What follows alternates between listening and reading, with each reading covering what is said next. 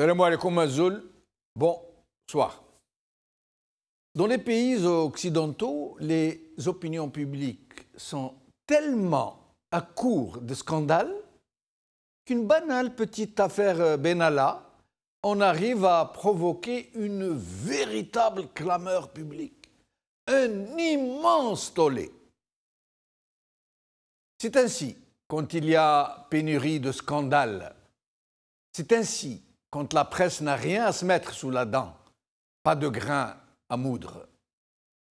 À l'inverse, dans nos pays à nous, où il y a profusion, abondance, pléthore de scandales, de turpitudes, de forfaitures, de crimes en tout genre. C'est un effet de banalisation qui en découle, une sorte d'indifférence qui nous imprègne, qui nous déconnecte de notre bien triste réalité.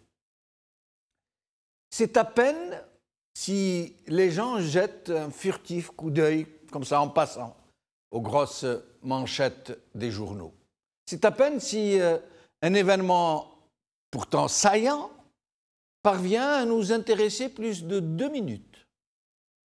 Zappette en main, nous passons de programme en programme, cherchant celui qui nous assommera un peu plus que les autres, qui nous fera rire, jaune généralement, qui nous fera oublier toutes ces horreurs de la vie publique, tous ces méfaits ordinaires de la mafia qui nous gouverne. Méfaits ordinaires, méfaits de tous les jours. Le régime joue désormais sur le velours, puisque plus rien ne nous indigne, ni ne nous interpelle. Plus rien. Trop de scandales ont fini par banaliser le côté choquant du scandale. Plus rien ne nous étonne, ni d'avoir à la tête de l'État un moribond, ni que ses frères et les autres qui l'ont pris en otage s'apprête à le faire rempiler un 5e mandat, ni que le terrorisme pédagogique soit sur le point d'être réactivé, ni que le patron de la police nationale, des GSN, soit impliqué dans une sombre affaire de trafic de cocaïne, ni que des généraux parmi les plus puissants du régime aient été jetés en prison sous le chef d'inculpation d'enrichissement illicite.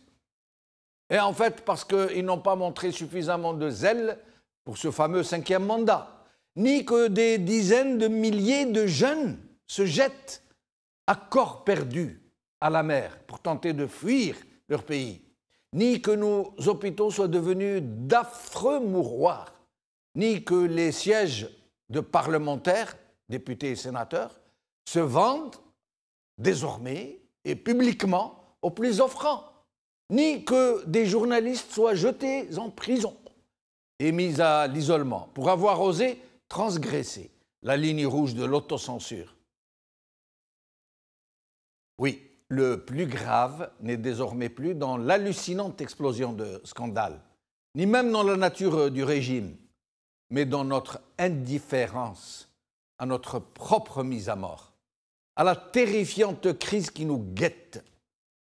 Le plus grave, le plus alarmant est là, dans notre détachement pour tout ce qui nous concerne en premier chef, dans notre renoncement, dans notre démission, dans les accointances de nos élites avec nos bourreaux, dans la soumission des journalistes à leurs patrons et dans la complicité de ceux-ci, les patrons de presse, avec ceux qui les arrosent en publicité pour se taire et pire encore, pour dénaturer la vérité.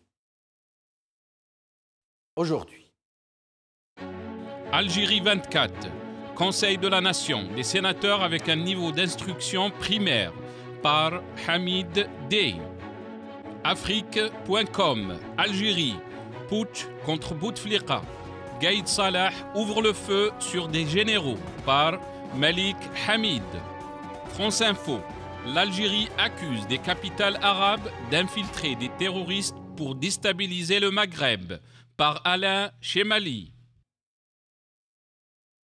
Rétro Info, comme chaque samedi, avec les sujets de la semaine. Nous allons donc parler des présidentielles, telles qu'elles sont en train de se décliner en ce moment, de se préparer avec des pistes qui commencent à se montrer. Nous parlerons aussi de cet épouvantail terroriste que les experts sont en train de sortir du placard et qu'ils utilisent à chaque fois qu'il est question de faire diversion et de faire peur aux foules, comme ils disent. Puis nous parlerons donc des sénatoriales, du renouvellement partiel du Sénat, du Conseil de la Nation, comme ils disent, et nous parlerons donc de ce fameux phénomène de vente aux enchères quasiment des postes, des charges de sénateurs. Avec nous, pour en parler, ici avec moi, sur le plateau, Tahar Sisserir, militant pour les droits de l'homme. Tahar Sisserir, merci d'être avec nous. Bonjour, Si Jamal. Je salue tous les téléspectateurs en fait, de Maghrébia. Je salue également les intervenants. Merci, c'est toujours un plaisir en fait, de participer à vos émissions. Merci beaucoup.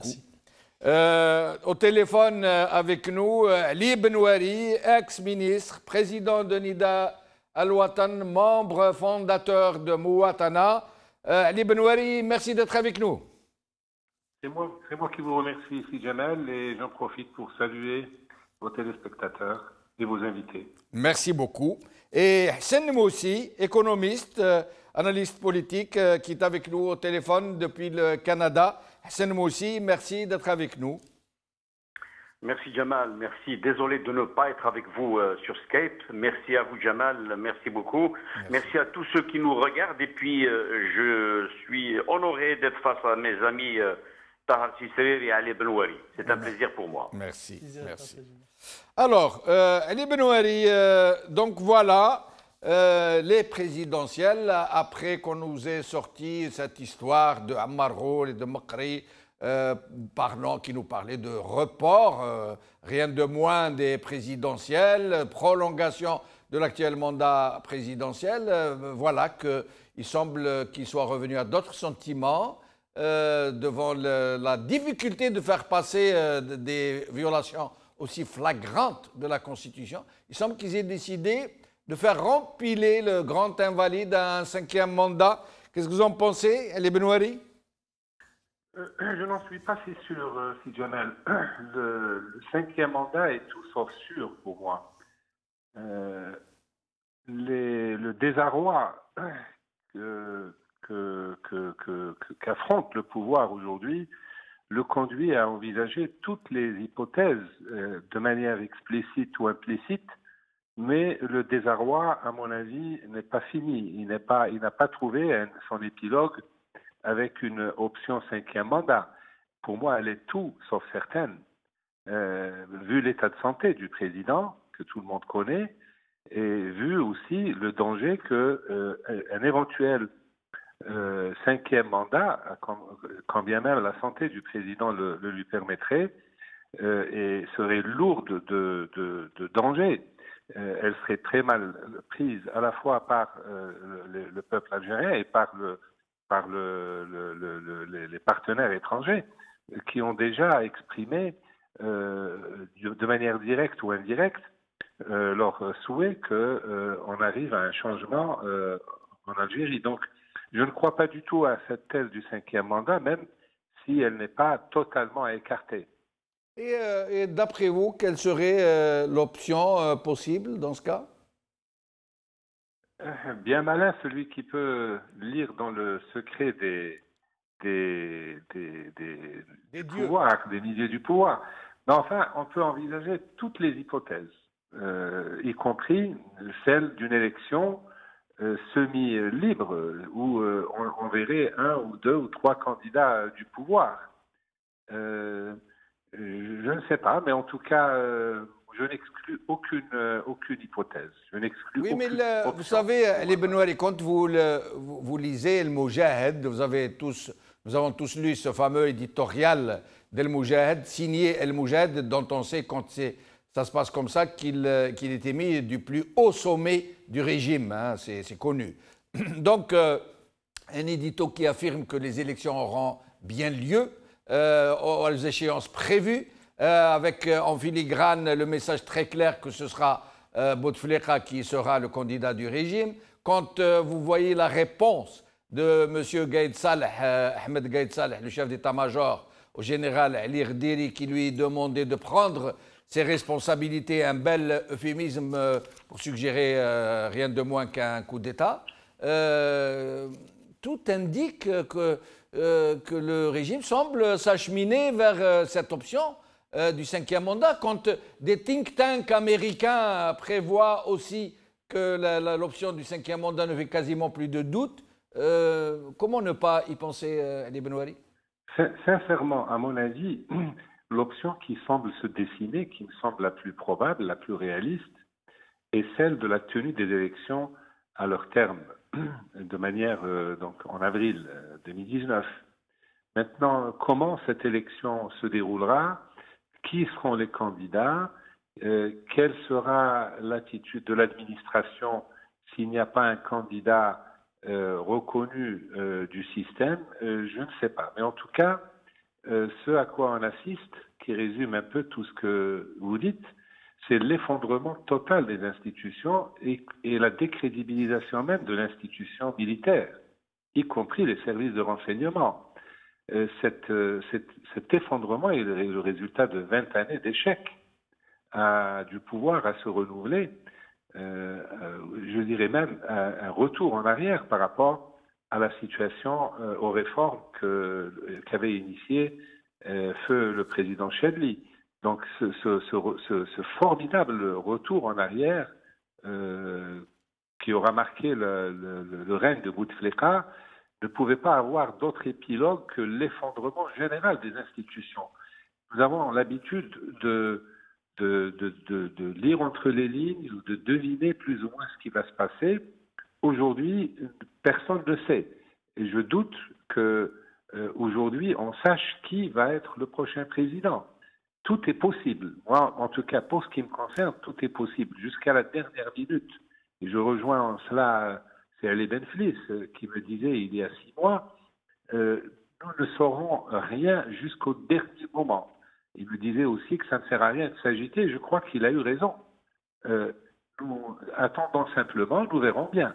Voilà ce que j'aurais tendance à dire. Et restez avec nous, Ali Benouari. Hassan Moussi, quand Ali Benouari, ex-ministre, 2 fois, observateur très averti de la chose publique algérienne, président de parti, membre fondateur de Mouatana, généralement très bien informé, on arrive à dire qu'il ne sait pas ce qui se passe, que c'est la chape de plomb, qu'une chatte n'y retrouverait pas si petit.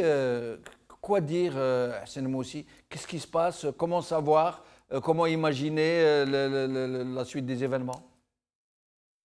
Oui, sur ce point de vue de notre ami Ali Benouari, que je respecte beaucoup, je suis totalement d'accord avec lui. Cette opacité, cette fermeture totale du champ politique, on ne sait qui dit quoi, qui fait quoi, pour qui on danse, pour qui on chante, ça c'est une certitude. Mais au risque de contredire donc encore une fois mon ami Ali Benouari par rapport aux élections prochaines, moi, comme vous venez de le dire dans votre introduction qui est excellente, cher ami Jamal, vous disiez que le régime joue sur du velours, totalement d'accord. Trop de scandales au point où tout est considéré normal aujourd'hui dans notre pays. La preuve, c'est qu'en France, une petite affaire de Ben Mala a fait un immense tollé, comme vous l'avez dit. C'est une certitude. Tout ce que, à mon sens, tout ce que nous entendons à gauche ou à droite, les fameux trucs, conférences de roule, les soucis, n'est que du vent à Jamal. À mon sens, sans aucune portée ou encore de la pure spéculation, c'est tout simplement la machine de propagande du système qui est en marche, dans le seul but de nous occuper avec ça, en attendant de voir plus clair à leur niveau. Ça veut dire, d'après vous, Hassan Moussi, eux-mêmes ne savent pas ce qui va se passer. Ils sont en train de fonctionner à la goudie au jour le jour. Ils ne savent pas encore? Pas tout à fait cela. Je disais que ces gens-là, l'intérêt de la nation et du peuple à Jamal ne les intéresse pas. c'est leur pouvoir, leur sécurité et celle de leurs enfants et je dirais leurs acquis et privilèges qui priment. Ils laissent aller ce débat médiocre et cacophonique, ils le cautionnent, ils le laissent faire, ça fait leur affaire. Et ce n'est pas un candidat du consensus qui le retarde ou encore l'idée du report. Tant que, pour eux, tant que Bouteflika respire, il sera élu. Pourquoi je vous disais, je risque de contredire un petit peu notre ami Ali Benouari, tant que Bouteflika respire, il sera élu à la place de Abdelaziz et à la date du 17 avril 2019. C'est une certitude. Plus loin, Jamal, je vous dirais que c'est vrai que l'image de la fermeture des portes de la paix nous revient à chaque fois à l'esprit. Pour juste vous dire que le peuple est exclu de toutes les décisions, en tout cas. Nous allons vers certainement la sélection de certains bons lièvres et le bourrage des urnes comme à nos habitudes pour assurer la continuité du désordre, de l'opacité, de la corruption. Ainsi veulent les décideurs au sommet à Jamal.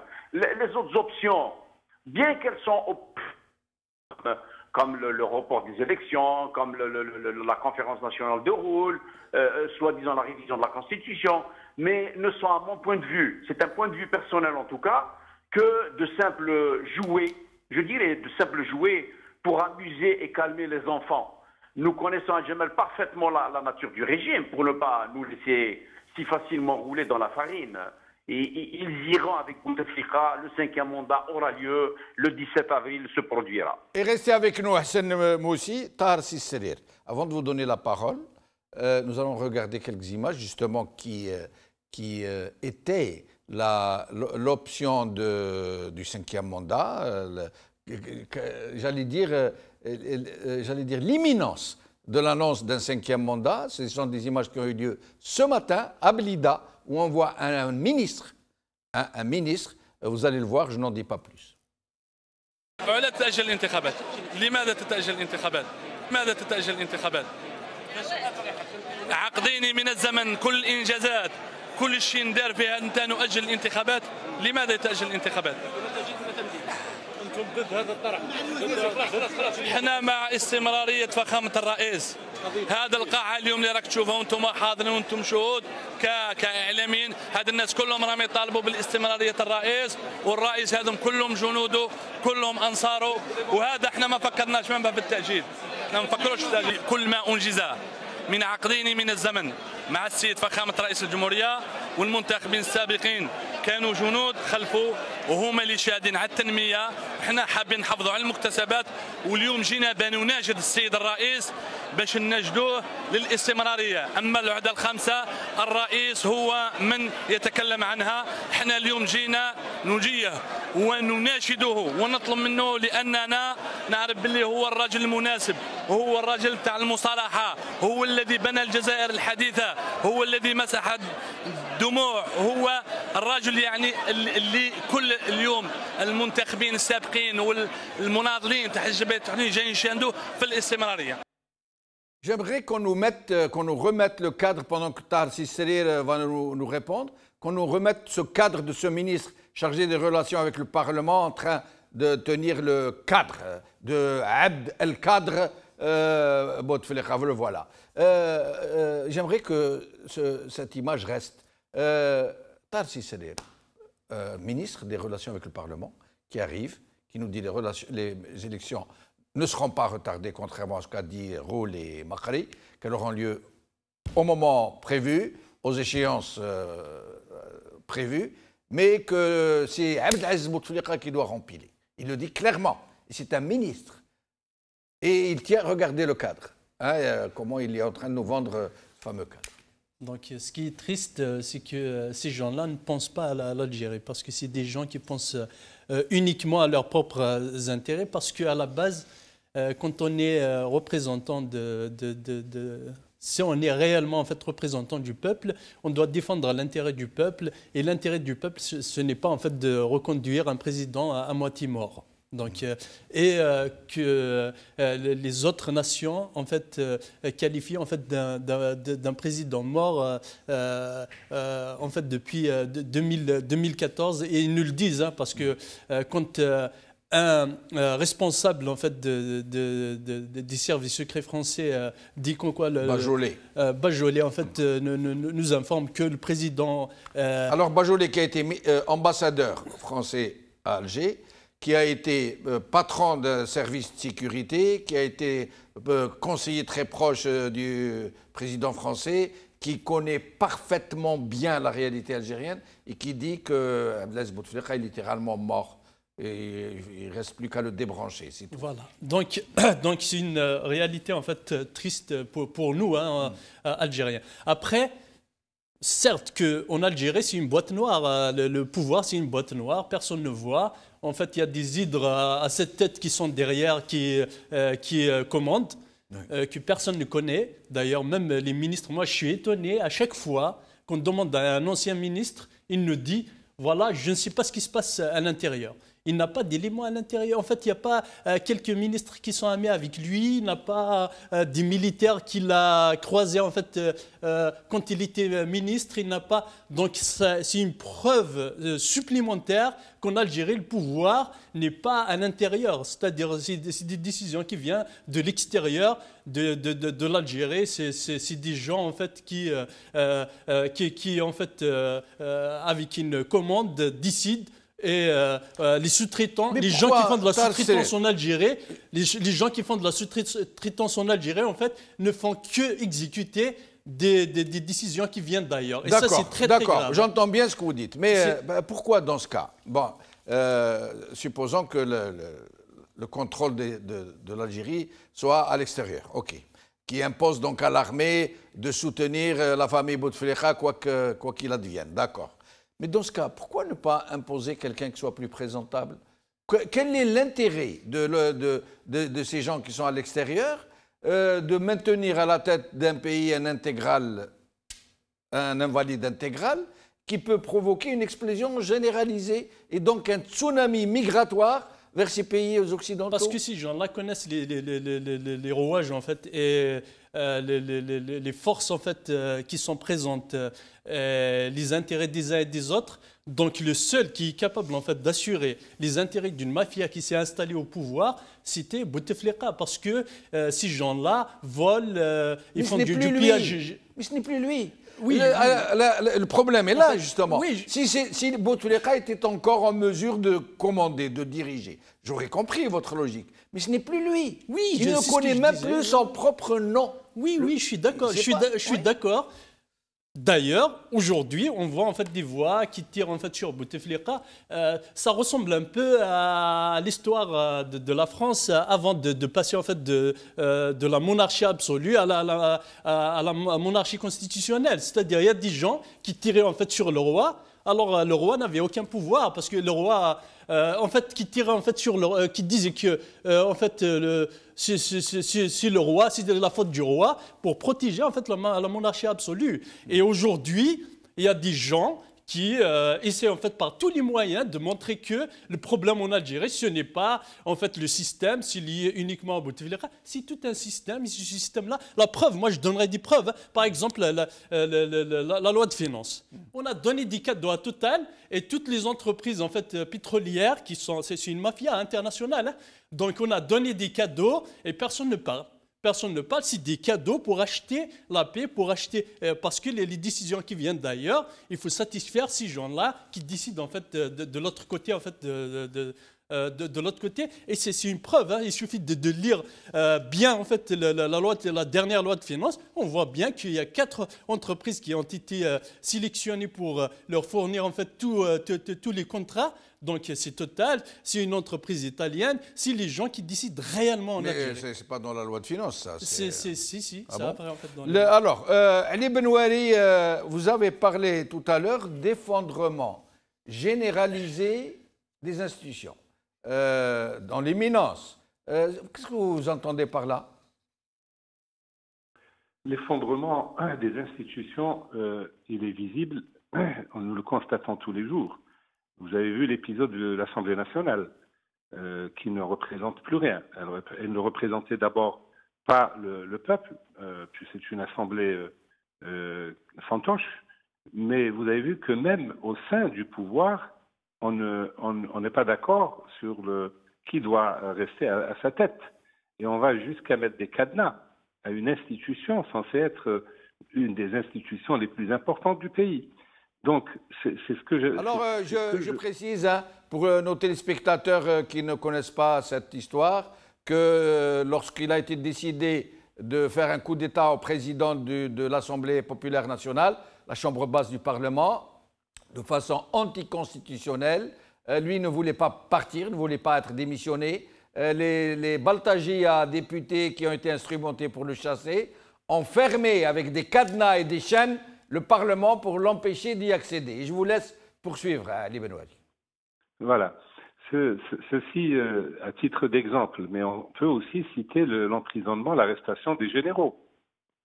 C'est quelque chose d'inédit, qui montre qu'au sein même de l'institution militaire, il y a une perte d'équilibre, la reconnaissance qu'il n'y a plus d'homogénéité au sein de l'institution militaire. On ne sait même pas pourquoi ces généraux ont été arrêtés puis libérés. On peut parler des services de renseignement, on peut parler de la presse, une presse qui est souvent aux ordres, mais même les journalistes qui étaient aux ordres, bon nombre d'entre eux se retrouvent en prison. Bref, c'est ce que j'appelle effondrement et décrédibilisation de l'ensemble des institutions de l'État. Maintenant, pour revenir au sujet et à la question que vous m'avez posée tout à l'heure, il y a deux façons de voir les choses, en tant qu'observateur ou en tant qu'acteur. En tant qu'observateur, on peut avoir un avis, les avis sont partagés d'ailleurs, je respecte le point de vue de Hassan Moussi, et je suis même prêt à aller dans son sens. Néanmoins, quand on est acteur, comme nous le sommes au sein du mouvement Mouatana, nous avons été les premiers au début de l'été à avertir contre un cinquième mandat, à informer le peuple algérien devant le danger que constituerait un cinquième mandat. Autrement dit, nous avons nos opinions et nos analyses, mais en même temps, nous ne pouvons pas, en tant qu'acteurs, ne pas imaginer l'option du cinquième mandat. Ça, c'est les acteurs, en tant qu'acteurs politiques, nous mettons en garde, ce qui signifie que théoriquement, un cinquième mandat est possible. Voilà. Maintenant, ce cinquième mandat, en reprenant le côté analyste, le côté observateur, c'était qu'en essayant d'être un peu objectif et se mettre à la place des décideurs, militaires ou civils, quand il a gagné avec ce cinquième mandat, si ce n'est la poursuite de la décrédibilisation et de l'effondrement des institutions dont je parlais. Ça n'est pas de nature à les arranger ou à les crédibiliser. Au contraire, ça va les fragiliser encore davantage sur le plan interne et sur le plan international. Donc logiquement, on se dit, ce n'est pas possible. Parce qu'ils n'ont plus le choix, les Benouari, parce qu'il est question de survie pour eux, que s'ils perdent le pouvoir, ça veut dire cet otage au nom duquel ils règnent, s'ils perdent ce pouvoir, ils sont attendus à tournant par des milliers de gens à qui ils ont fait du mal, qui ont juré leur perte, de leur sortir tous les dossiers noirs possibles et imaginables. C'est peut-être pour ça qu'ils sont prêts à tout risquer. C'est possible. C'est pour ça que, pour ce qui me concerne, je crois que cette option ne sera envisagée qu'en dernier recours s'ils n'ont trouvé aucune autre solution. Autrement dit, ça leur permettra de gagner 1 an ou 2 ans, le temps que le président reste en vie. Donc ce serait une politique de fuite en avant destinée à gagner du temps, un peu comme ce qui était envisagé à travers la prolongation de 1 ou 2 ans du mandat qui a été envisagé. Oui, mais ce n'est pas l'avis du patron de l'armée qui dit que les élections se tiendront à l'échéance prévue. C'est clair. Oui, deux lectures. La première lecture, c'est qu'il est contre une trituration de la Constitution pour permettre à l'actuel locataire de rester, mais on peut l'envisager aussi d'une autre manière, c'est-à-dire une manière de conforter la reconduction de Bouteflika pour un 5e mandat. Et encore une fois, on ne peut pas entrer dans sa tête et essayer de savoir qu'est-ce qu'il a exactement dans la tête. On ne peut que se perdre en conjecture. Mais croyez-moi, nous n'attendrons pas longtemps, comme tout le monde le sait. Nous savons en tout cas quelles sont les conséquences d'une reconduction de Bouteflika pour un 5e mandat. Et restez Là, avec tout nous. le monde le sait. Restez avec nous, Ali Benouari, je reviens à vous dans un moment.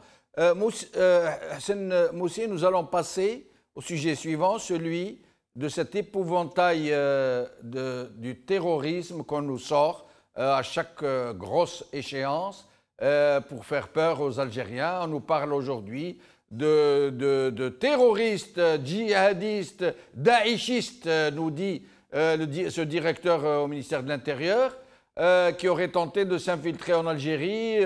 Et je reprends, il n'y a qu'à consulter les gros titres de tous les journaux qui bossent pour le régime, qui nous disent que l'Algérie est ciblée par le terrorisme international, qu'il a été décidé de la déstabiliser. Là, le gros problème à quoi n'ont pas pensé ces gens, c'est qu'ils nous disent que des gens qui sont venus de Syrie, d'Alep plus précisément, alors d'un coup ils nous disent qu'ils font partie de l'armée libre, et d'un coup ils nous disent de Daesh, alors que ce n'est pas la même chose. Et ils nous disent qu'ils sont venus avec des passeports soudanais, trafiqués, falsifiés, qu'ils ont essayé de s'introduire en Algérie. Or, le problème, quand c'est le cas généralement, ces gens-là, on les arrête, on les passe en justice, on les interroge, on essaie d'en savoir plus, on ne les refoule pas. Or, eux, ils nous disent qu'ils ont été refoulés, alors qu'ils avaient des passeports falsifiés. Qu'est-ce que vous pensez donc nous allons voir rapidement quelques images et je reviens à vous, Hassan Moussi. السوريين اللي وصلوا للحدود الجنوبية ما راهمش مهاجرين. أولا هذه المعلومة الأولى الخاطئة اللي نصححها. لماذا ما راهمش مهاجرين؟ إذا نتكلموا في الموضوع هذا شائك حساس، لازم الإنسان والمسؤول يتكلم بالبرهان وبالأدلة. نعطيكم البرهان ونعطيكم الأدلة بأن الناس هذو اللي وصلوا للحدود تاع النيجر وتاع المالي وحاولوا يتسلوا التراب الوطني بصفة غير شرعية ما راهمش مهاجرين. هذو جهاديين سوريين من حلب، كانوا ضباط صف وضباط للجيش السوري، انشقوا والتحقوا بحلب تحت إمارة جهاديين داعشيين وإرهابيين. ثم شفتوا الأمور في حلب راهي تطور، خرجوا من حلب راحوا لتركيا. إذن نطرح سؤال آخر لهام ومهم لبعض الأطراف تحاول بكل وسائل باش ما يبرش. Hassan Moussi, qu'est-ce que vous en pensez? L'épouvantail terroriste qui est remis sur les rails? Et voilà, effectivement, Jamal, c'est qu'à chaque fois, à la veille de chaque grande élection comme cela, on nous fait sortir ce type d'épouvantail du terrorisme, là, pour faire un petit peu peur au peuple, pour dire, voilà, c'est nous ou c'est ça, c'est juste nous qui sommes capables de contrer ce genre de choses. D'abord, on se demande que fait l'armée des frontières, si c'est le cas. Où est l'armée des frontières? Où est la justice, si c'est le cas? Où sont les services de sécurité? Où est Saïd Gaïd Salah qui menace, qui s'adresse à un général, comment il s'appelle, Djari, ou je sais pas, mais où il est dans cette affaire-là, qu'il nous explique un petit peu les choses. Donc on revient encore à cette histoire de tout est normal, tout est faisable, rien n'est normal, rien n'est faisable, l'opacité, chacun fait ce qu'il veut. C'est Jamal, s'arracher les cheveux quand on entend ce genre de discours où l'on fait allusion à des djihadistes syriens qui arrivent, ce ne sont pas des immigrants légaux, c'est ceci, c'est cela. encore une fois, ces gens qui sont à la tête de nos institutions, c'est Abdelkader, encore une fois. Je ne sais pas si vous l'avez enlevé, votre cadre là de votre chaîne, de votre écran de télévision. Je n'ai pas l'image en face de moi. Mais c'est Abdelkader là, continue à nous rouler dans la farine, Jamal. Encore une fois, tout simplement, ils sont en train de vouloir dire au peuple algérien où c'est nous, votez pour nous la continuité du massacre, du désordre, de l'opacité, de la corruption, ou on va vous mener vers ce que nous sommes en train de vous dire là, le terrorisme, le ceci, le cela. Restez avec nous, Hassan Moussi, Tarsiri, sur la même question. Ce qui est étonnant, c'est que déjà l'armée syrienne libre est financée par la France. Donc c'est la France qui a financé pendant des années en fait l'armée syrienne libre. On leur a donné des armes.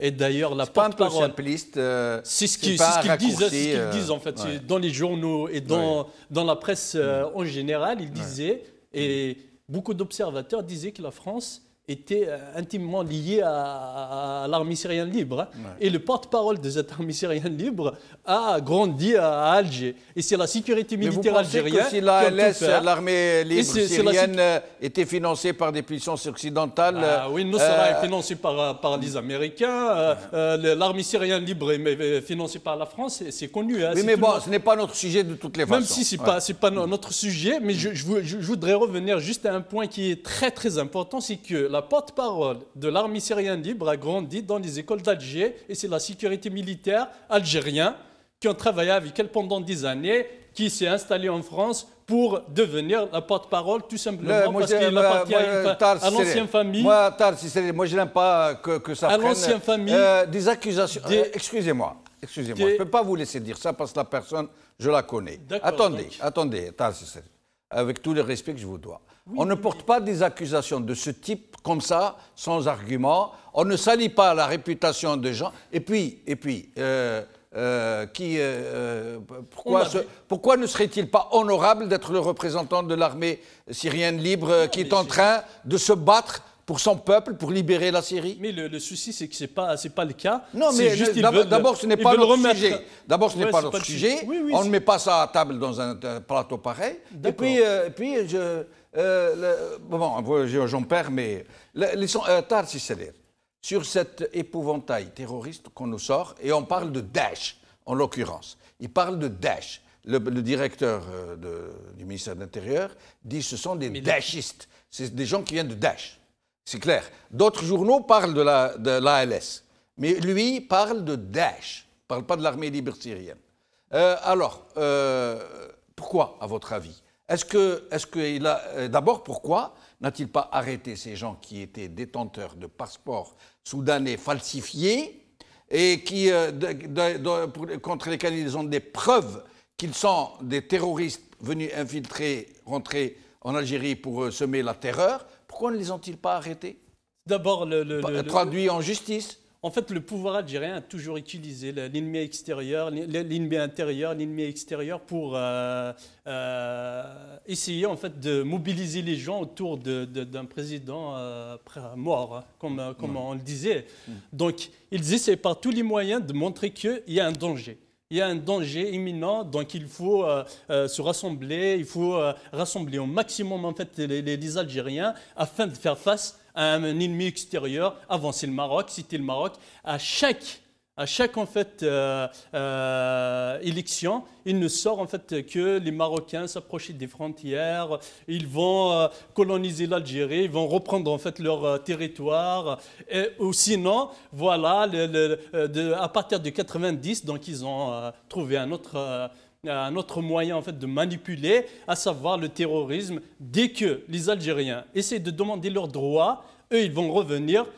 Voilà, il y a le terrorisme qui va revenir, tout simplement parce que nous, si on n'est pas là, de toute façon, c'est le déluge. Mais est-ce qu'il risque de le remettre sur le terrain clair, avec la violence qu'on imagine, hein, puisqu'on les a déjà connus ces années de sang? Moi, je suis convaincu à 100%, si demain les Algériens vont se rassembler, si en fait, les forces d'opposition arriveront à fédérer au maximum afin de créer un rapport de force favorable pour faire tomber le système va revenir à ces vieilles méthodes, à savoir utiliser en fait le terrorisme tout simplement parce que c'est ce qu'il maîtrise, le mieux.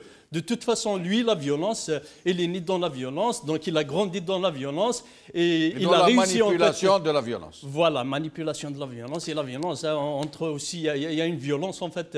Donc eux, à chaque fois qu'ils vont sentir en fait un danger, ils vont manipuler en fait les terroristes qui sont très très liés à leur service. Parce que le GIA et tout, ils l'ont manipulé pendant des années. Oui, ils ont assassiné. On en sait quelque chose. Voilà. Donc, Ali Benouari, sur cette question, rapidement, s'il vous plaît, avant que nous passions au dernier sujet, qu'est-ce que vous pensez donc de ce recours, encore une fois, à l'épouvantail terroriste? C'est une vieille recette qui a donné ses preuves, qui a fait ses preuves. En tout temps et en tout lieu. George Bush n'a pas lui-même hésité à utiliser les attentats du 11 septembre pour durcir les lois et envahir l'Irak et durcir les lois, même contre les Américains eux-mêmes. Donc c'est une recette, c'est une très vieille recette et je ne suis pas étonné qu'elle soit aujourd'hui, à quelques mois de l'élection, dans les conditions que l'on sait. Il est tout à fait possible que ça nous prépare à un 5e mandat. C'est possible. C'est possible. Parce que je ne vois pas autrement pourquoi on sortirait cet argument qui ne tient pas debout. C'est clair. Comme vous l'avez bien souligné, si on les a arrêtés et qu'on a des preuves de ce qu'ils font, c'est-à-dire des terroristes qui veulent nuire à notre pays, on les aurait arrêtés, on ne les aurait pas relâchés. Donc on ne les aurait pas repoussés. Bref. Donc à mon avis, c'est un argument qui a toujours été utilisé et qui aujourd'hui, précisément dans cette période cruciale, nous interpelle. Nous interpelle parce que s'ils ont recours à ce type d'argument, c'est qu'ils ne sont pas disposés à lâcher le pouvoir. Alors, dernier sujet, Ali Benouari, celui du renouvellement partiel du Sénat, où on a assisté au cours des semaines passées quelque chose d'horrible, hein, parce que je rappelle que le renouvellement partiel du Sénat s'effectue, je ne parle pas du tiers présidentiel, par les grands électeurs des APC et des APUI qui élisent donc ceux qui font être les nouveaux sages, hein, Majlis Chouyour en quelque sorte. Et donc, ce qui a été remarqué, c'est que ces gens ont brillé par leur qualité. Pas d'universitaires quasiment, pas d'enseignants, pas de profession libérale, juste des baltagias, des trafiquants en tout genre, des gens notoirement corrompus, des notables et des potentats locaux parmi les plus noirs de leurs régions respectives. Et l'autre chose, c'est qu'ils ont tous quasiment acheté leur siège en shkara, comme ils disent, en sac d'argent qu'ils distribuent aux grands électeurs. Qu'est-ce que vous en pensez, Ali Benouari? J'en pense tout simplement que pas plus le Sénat que l'Assemblée nationale ne sont représentatives du peuple algérien. Ce sont des assemblées fantoches qui ont été créées pour consolider le pouvoir autocratique. Aujourd'hui, ce qui est frappant simplement, ou ce qui pourrait nous frapper davantage, c'est que ça survient dans un climat de déliquescence générale, où tout s'achète, tout se vend et tout s'achète. Donc, je n'accorde pas plus d'importance que ça à ce Sénat, dont je ne vois pas du tout, d'ailleurs, l'utilité dans notre pays. Voilà une chose qu'il faudra revoir quand on devra rebâtir les institutions du pays. Ce Sénat n'a aucune raison d'exister, et encore moins dans la mouture où un tiers est nommé par le président. Et le reste élu par de grands électeurs qui eux-mêmes ne sont pas représentatifs du peuple. C'est tout ce que j'ai à dire à ce sujet. Restez avec nous, Ali Benouari, jusqu'à la fin de l'émission. Hassan Moussi, sur cette question, vous savez comment les Algériens appellent un sénateur, Hassan Moussi? Et comment on l'appelle, Jamal? Est-ce que vous savez le doux qualificatif que donnent les Algériens aux sénateurs? Je vous assure que non. Allez-y, Jamal. Ils l'appellent si, comme on dit, si Mohamed, si Saïd, si Nator. Lientar. J'ai vu quelque part dans Facebook, oui. Si Nator. Lientar ou Yatfijebou. Alors, sur cette question, Hassan Moussi, alors, qu'est-ce que vous pensez de ces très curieuses élections? Oui, effectivement. Moi, je rejoins totalement l'avis de notre ami Ali Benouari. Ça reste encore une fois mon avis. Ce Conseil de la Nation qui constitue la chambre haute du Parlement à Djamel et qui, soi-disant, détient le pouvoir législatif, est à mon sens un autre grand appareil au service du seul régime. Nous ne voyons ni législature, ni, je dirais, neutralité de cette chambre haute, où l'on dit un tiers désigné par le président lui-même, voilà, et ouvertement, il le fait en toute sincérité, il place qui il veut, et les 2 tiers qui les placent, ils sont choisis par le système lui-même, et ils sont soi-disant élus. Mais au fait, c'est un choix du régime de toute cette chambre haute, et je ne vois pas son utilité du tout. Vous savez que les Algériens ne connaissent pas, la plupart des Algériens, y compris moi-même, ne connaissent pas réellement à quoi sert le Sénat. En fait, il ne sert à rien. Vous savez à quoi il sert? Il ne peut pas promulguer les lois, il ne peut pas les valider. Normalement, quand les lois sont élues, disons, au niveau de la Chambre basse, elles sont promulguées, validées par le Sénat. Ce n'est pas le cas. Ils n'ont pas cette prérogative. Vous savez quelle est leur seule prérogative? Pouvoir bloquer les lois. Ça veut dire que le Parlement, si tant est qu'il est vraiment élu par le peuple, il passe une loi, le Sénat peut bloquer à un tiers. Un tiers, il bloque. Et ce tiers, curieusement, il est nommé, désigné par le président, sans élection. Donc c'est une chambre de blocage, avec une minorité de blocage, désignée entièrement par le chef de l'État. Ouais. Exact. C'est une chambre de blocage, effectivement. Et puis c'est une chambre où ces gens-là, ces représentants, attendent des salaires faramineux, et en plus des passeports diplomatiques. Et ils sont là, comme je disais, c'est un appareil à appuyer le régime en place qui les arrange. Ça les arrange. Ce que je voudrais ajouter par rapport à ce point, c'est que, comme l'a si bien dit aussi notre ami Ali Benouari, c'est qu'il est triste et abject, je dis abject, et amoral aussi de voir cet état de déliquescence. Ces gens-là qui ont de l'argent suffisamment friqué, parmi eux même des présidents d'APC qui achetaient des électeurs, des grands électeurs à Djamel. C'est ça qui. Restez avec nous, Hassan Moussi. Nous allons montrer quelques images d'une députée. Une députée, vous allez écouter pour voir un peu une idée. Je ne veux pas être méchant avec cette dame. Ce n'est pas moi qui ai fait ces images de toutes les façons. Vous allez voir ces images de cette députée pour voir quel est le niveau de ces députés. Il va falloir attacher vos ceintures. صح شكون هو رئيس المجلس الدستوري الحالي؟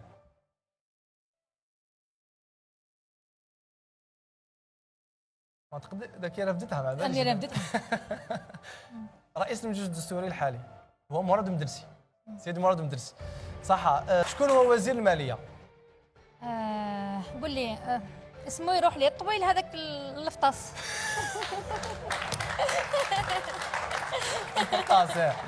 فرطاس يلبس نواظر عبد الرحمن راويه صح كنائب وقريتي في العلوم السياسيه واش يمثل لك طاهر جاود؟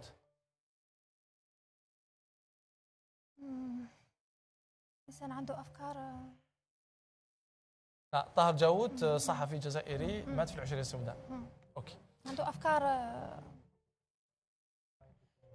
افكار تعجبك ما تعجبكش؟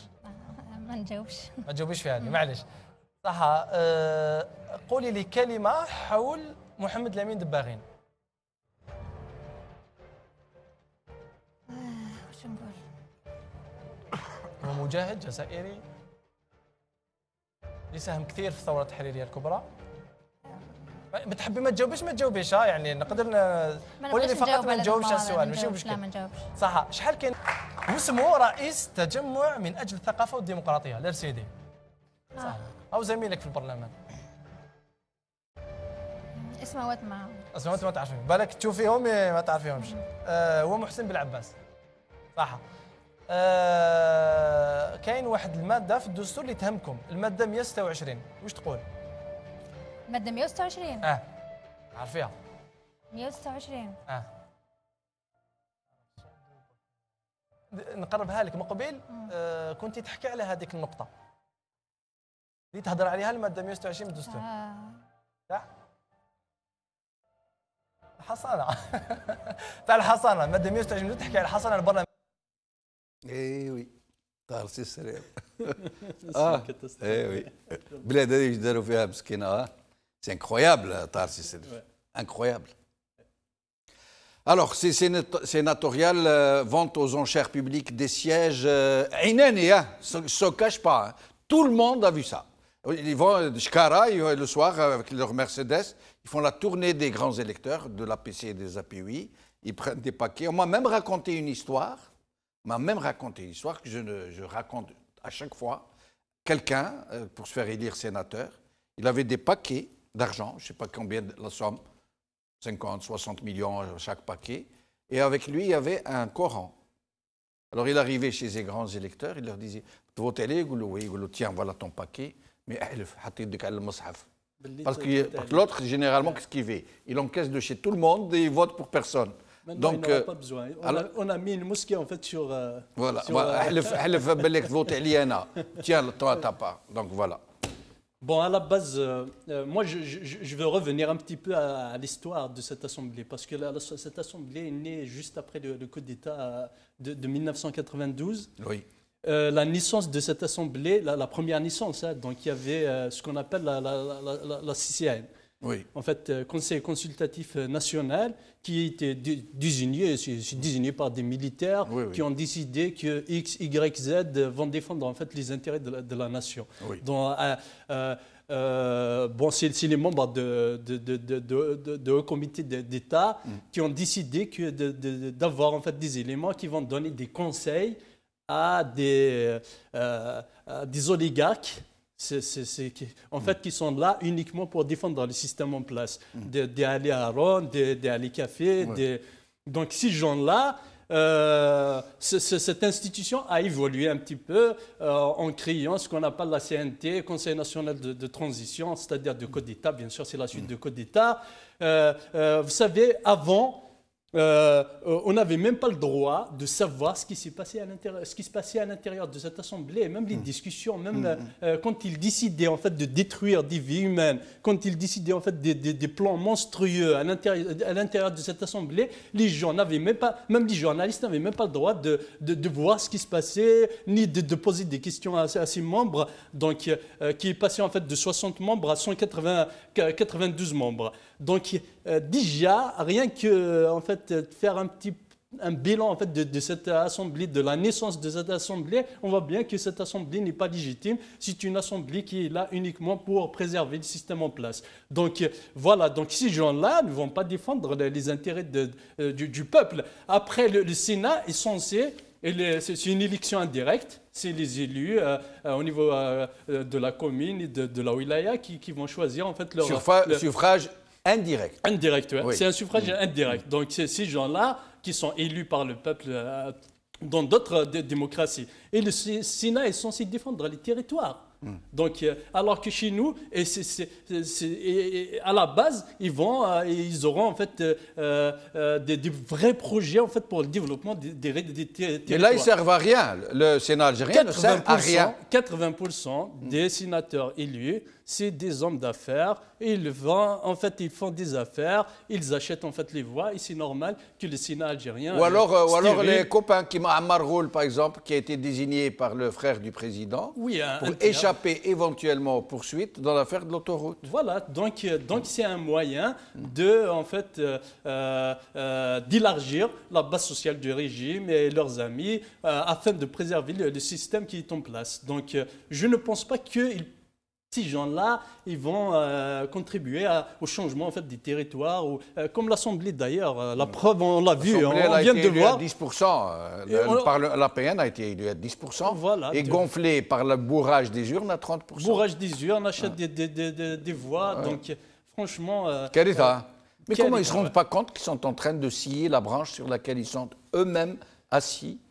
Tout simplement parce qu'ils savent qu'ils ne sont là que pour en fait, amuser la galerie. Donc ils vont partir un jour ou un autre. Donc ils essaient de remplir les poches parce qu'ils n'ont pas de légitimité, parce que le peuple n'a pas voté sur eux. Donc eux, ils ne font que en fait essayer de donner une image comme quoi il y a quelque chose qui se passe à l'intérieur de l'Assemblée du Sénat, alors qu'en réalité, il n'y a rien qui se passe. Ils sont là uniquement pour remplir les poches et partir. Et on sent qu'ils sont en panique. Hein. Ouais. On sent. Hein. Oui, bien sûr. Alors, j'aimerais, avant de vous quitter, d'abord remercier Tahar Sisserir, Hussein Moussi, Ali Benouari. J'aimerais vous dire quelque chose. Le journaliste Mellah Adlan, dont nous allons vous montrer quelques images, est en prison, il est en grève de la faim, il est en isolement, parce que dans le règlement des prisons algériennes, celui qui fait une grève de la faim, il est mis en isolement, dans une cellule, tout seul. Il risque de mourir, comme Mohamed Tamalt. Et le plus cruel, le plus choquant, le plus terrifiant, c'est que ça se fait dans la presse quasi, ça se fait dans l'indifférence, dans la connivence, dans la complicité quasi générale de la presse algérienne. Je vous laisse écouter Adlan Mellah. ثاني على تضامنكم معايا الله يكثر خيركم. الجزائر هذه وحده تاعنا رزقنا 2,381,741 كيلومتر مربع رزقنا. احنا شعب واحد بينا بخواتنا القبائل بخواتنا العرب بخواتنا اي كذا. احنا قرانا شعب واحد نتحدوا بيناتنا لهدف واحد. بقاو على خير.